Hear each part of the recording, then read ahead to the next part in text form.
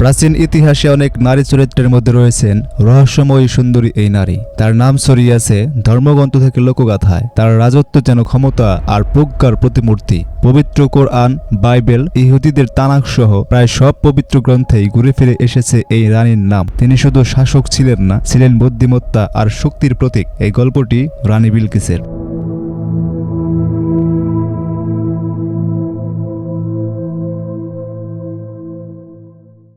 শতাব্দীর পর শতাব্দী ধরে তার রাজ্যের অবস্থান নিয়ে চলেছে বিতর্ক। কেউ মনে করে তিনি ইয়েমেনের শাসক, আবার কারো মতে তিনি ইথিওপিয়ার রানী। তবে তার বুদ্ধিমত্তা আর কৌশল সবসময় ছিল প্রশংসিত।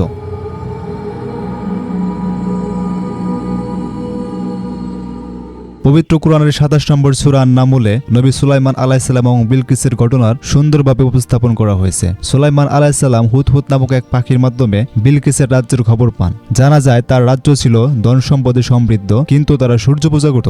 সুলাইমান আলাইহিসসালাম এক আল্লাহর প্রতি বিশ্বাস স্থাপনের বার্তা পাঠান রানীর কাছে। রানীর সেই বার্তা পেয়ে সুলাইমানের ক্ষমতা ও প্রজ্ঞা যাচাই করতে আসেন তার দরবারে। বলা হয় রানী তার সঙ্গে প্রচুর সোনা, মশলা এবং মূল্যবান উপহার সামগ্রী নিয়ে যান। এই উপহার কেবল প্রতীকী নয়, যা ছিল গভীর শ্রদ্ধার প্রতীক। রানী তার কঠিন প্রশ্নগুলো দিয়ে সুলাইমানের জ্ঞান পরীক্ষা করেছিলেন। সুলাইমান আলাইহিসসালাম সব প্রশ্নের যথাযথ উত্তর দেন। এতে রানী মুগ্ধ হয়ে সুলাইমানের প্রজ্ঞাকে স্বীকার করেন এবং ইসলামের প্রতি তার বিশ্বাস স্থাপন করেন। ইহুদি ধর্মগ্রন্থ তারগুম শ্রেণীতে বলা হয়েছে প্রায় একই কথা। এই গল্পটি ভিন্ন ভিন্ন সংস্করণে বিভিন্ন সময়ে বর্ণিত হয়েছে, যেখানে রাজা সুলাইমান আলাইহিসসালামের জ্ঞান এবং রানীর বিচক্ষণতা নিয়েই আলোচনা করা হয়েছে।